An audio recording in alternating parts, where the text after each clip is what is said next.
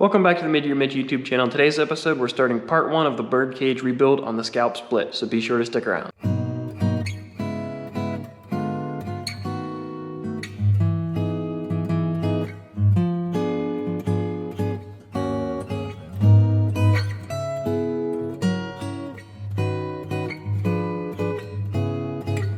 So I have my Birdcage jig assembled here, and I have a roll bar on here to add some ballast. And I have the roof section of the Birdcage clamped down as much as I can. You can see it's off a little bit from these dogs I have on here. The roof is supported the whole way along, so now I can put a bar through here, kind of tap on this and pull it down at the same time. I have some measurements on here for where these pillars need to move. This one needs to move, I think, just a little bit. It's okay. Overall, this one you can see is pretty far off. I have to manipulate this, but this one moves pretty easily. We just got to bend it back into shape, and this guy really needs to move. A lot of these pieces move pretty easy by hand, but it helps to have the whole jig on here to support it so you don't end up twisting it somewhere else. You can focus on the areas that you need to manipulate.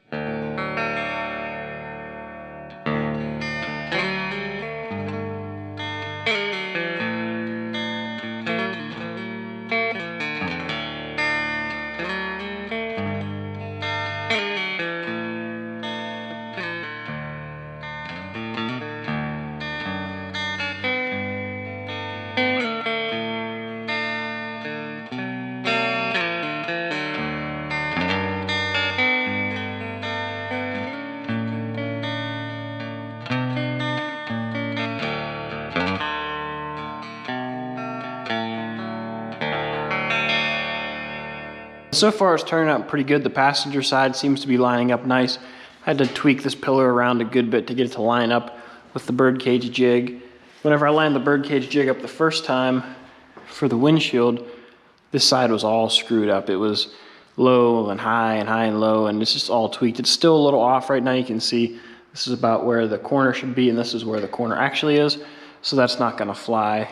But I'm gonna at least take it all apart, put the roof back on the car just to see how close we're getting. And I think this just needs a lot of manipulation.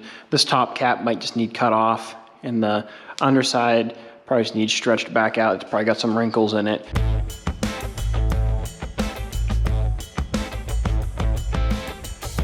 You can see there's a good bit of overhang between these parts, which is a good thing. We have enough meat to play with here.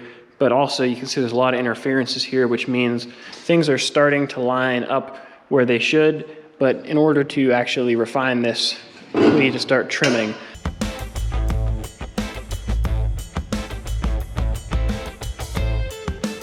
I had a hard time trying to get a good measurement off of this pillar to transfer over to the roof, just because there's this really big radius here. There's no sharp 90 that I can measure off of to get a consistent mark. So what I decided to do was make this big template, which, if I can do this one-handed, it sits at the edge of the part here, follows the radius, and it sits in the top. Again, if I can do this one-handed, there we go.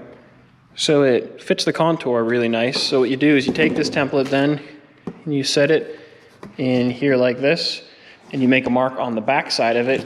Do the same thing on the roof. So now to make the cut on the roof, I'll take the template and find the edge of the part. I'll set it in here and rotate it, and you can see the upper hash mark can be transferred onto the roof.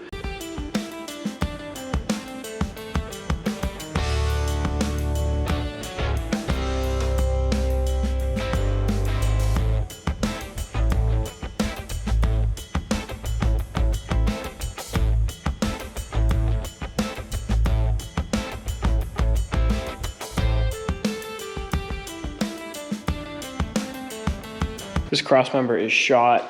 You can see the big bulge in this corner here. It should look like a nice radius like that with nice bead roll detail. It's just all smashed up. So this is why the roof isn't fitting, and this is really rusty, as you can see. So what I'm just gonna do is start removing. This whole piece needs to be replaced. So I'm just gonna remove this. That way I can get to the back side of the outside, hammer that flat, get that to stretch back to where it needs to go.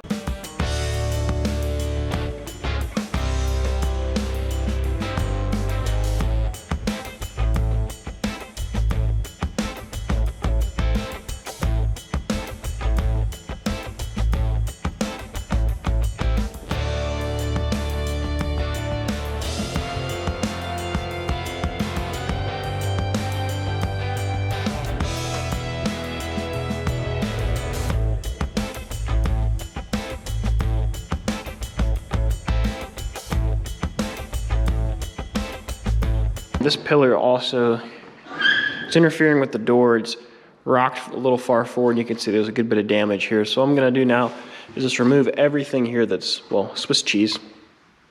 Cut all this out. That way I can kind of manipulate this pillar to get it to sit where it needs to.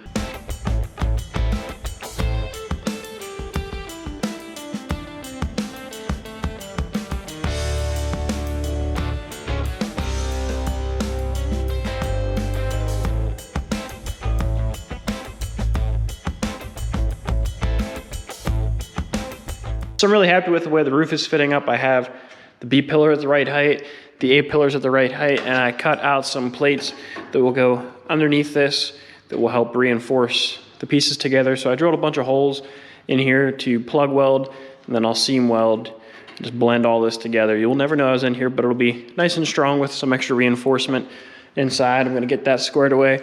These pillars just need played around with to get everything to line up, but they'll line up, and I have my piece inside. I need to also trace and drill holes, so now I need to knock all the rust off, get some nice clean metal.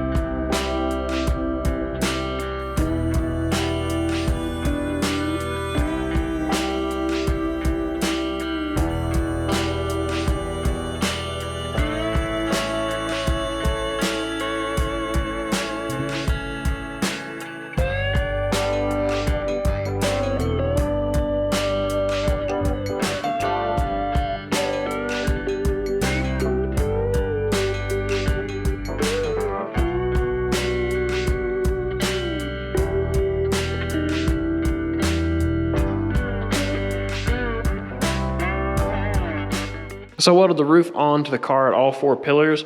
I'm happy with the way that turned out. Plug welded it in a bunch of places and then just filled in all the welds. I'm happy with everything. It's nice and strong. So now I need to start filling in the windshield and getting this piece to want to line up a little better. I have a piece down here from the Field Fine Split.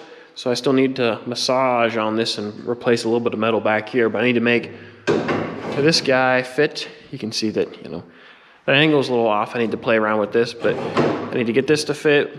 And once this lines up, we can start tacking this in place, pull the windshield jig out, final weld everything. I can start patching the inside here. I need to cut some more of the old structure out and build some new pieces in here, but I'll get all this filled in on the windshield, and then we'll start filling in areas around here, fixing this broken metal, fixing the areas that aren't welded, and this thing will be wrapped up pretty quick. But that's gonna do it for this video. If you enjoyed, please give it a thumbs up. Don't forget to subscribe, and I have a lot more work to do on the Scalped Split. In part 2 of this, I'll make some more patch panels for the roof. We'll get the Birdcage burned in, get it painted, and get it ready for fiberglass. So I got a lot of work to do, and I'll catch you guys later.